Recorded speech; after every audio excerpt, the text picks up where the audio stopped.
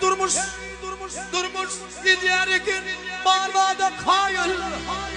Akkayın Akkayın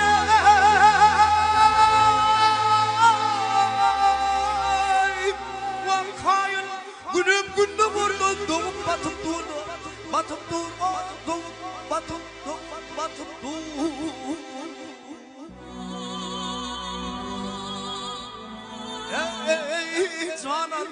Sanan bana gelininde Unum düzme Mamlayına batıp durdu Dözmedi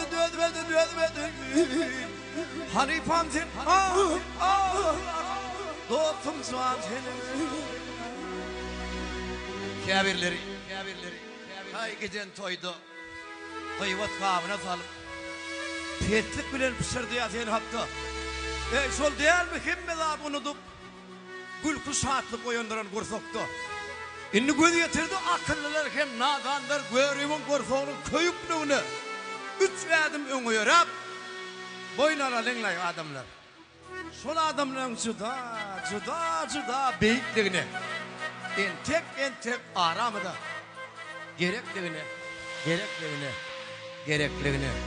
Men bilmedim inni sayrar kalkaşan Ne var nirede Karkar anı Düdülmedik Tutarı Şükürünü yar bir kanı verindi Vakini verendi Gönüm düştü kola dolu yerlerine Yarım ağlı gönüm kanı verendi Vakini verendi Gönüm düştü kola dolu yerlerine Vakini verendi Birinin derdinden ağlılar çirkin